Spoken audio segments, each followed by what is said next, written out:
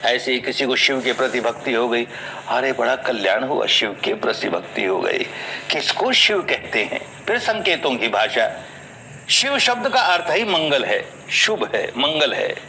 मंगल के प्रति भक्ति हो गई तो उसका भी कोई चित्र देखा होगा, उसकी कोई मूर्त देखी होगी, कैसे ध्यान अवस्थित बैठा है, कितना ध्यान में है। और देखा होगा सारे शरीर पर नाग लिपटे हैं, काल लिपटा है, सारे शरीर पर काल लिपटे हैं। जरा सा भय नहीं, निर्भय, निर्वैर, शांत है, शांत है। और एक कहानी सुनी होगी, गला नीला है, क्या नीला है, नीलकंठ है, तो एक कहानी इसके बारे में सुनी होगी कि कभी दैत्यों में, दानवों में और देवों में बड़ा झगड़ा हुआ। तो कुछ ही बात को लेकर के ये फैसला हुआ समुद्र का मंथन करें, उसमें से जो निकलेगा वो बांट लेंगे। दोनों ने मिलकर समुद्र का मंथन किया, बहुत कुछ निकला उसमें से विष भी निकला, बड़ा हलाहल विष निकला, उसमें से अमृत भी निकला। अब अमृत तो सब लेना चाहें, विष कौन लेवे? तो ये कहता है लाओ विष मुझे दे दो। कोई नहीं लेना चाहता ना, विष मैं पी लूंगा, अमृत अमृत तुम लोग ले लो। सारा विष पी गया, ऐसा हलाहल विष पी गया, गला नीला हो गया, माथे में शांति है, शीतलता है।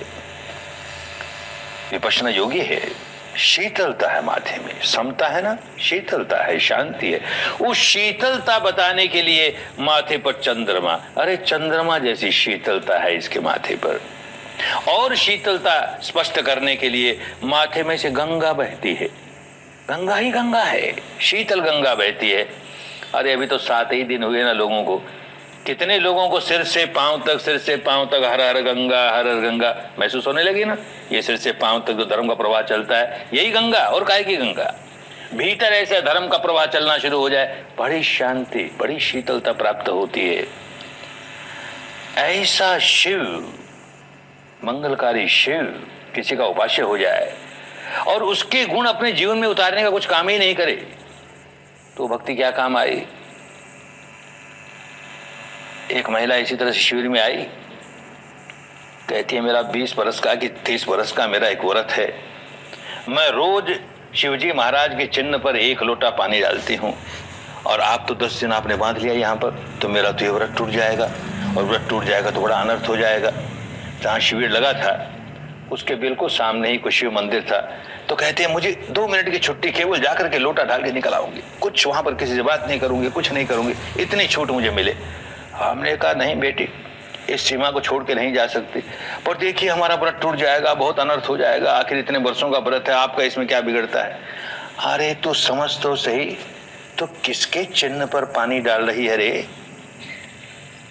जिस व्यक्ति ने अपनी सारी वासनाएं समाप्त कर दी, जिस व्यक्ति ने काम का दहन कर दिया, जला दिया, उसे नष्ट कर दिया, उस पर 1 लोटा पानी डाल करके उसे शीतल कर रही है। अरे तेरे भीतर जो काम वासना जल रही है उसे शीतल करना, उसे शीतल कर, इस विपश्यना द्वारा कल्याण हो जाएगा, तो शिव की अनुगामिनी हो जाएगी।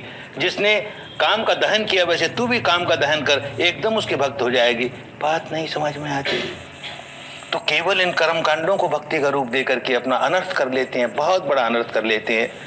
उसे बताया पशुपति है। क्या पशुपति है? ये पशु है ना, काम वासनाएं पशु है जो हमारे सिर पर सवार हो जाते हैं, क्रोध पशु है, हमारे सिर पर सवार हो जाता है, ईर्ष्या, मात्सर्य, ये सारे विकार पशु हैं और हमारे सिर पर सवार हो जाते हैं, हमको दबोच लेते हैं। ये व्यक्ति उनसे दबोचा नहीं गया, विकारों से, विकारों पर सवार हो गया, ये पशु पर सवार हो गया। जो पशु हमको दबा लेते थे वो पशु पर सवार हो गया, इसलिए पशुपति कहलाया। अरे जो पशुपति है, विकारों पर जिसका आधिपत्य है, वो मेरा आराध्य देव हो, और उसका ये गुण अपने जीवन में लाने के लिए जरा भी प्रयत्न नहीं करूं, तो भाई ये श्रद्धा क्या काम आई? निकम्मी श्रद्धा हो गई ना। निकम्मी श्रद्धा में नहीं पड़ना चाहिए, कल्याणकारी श्रद्धा।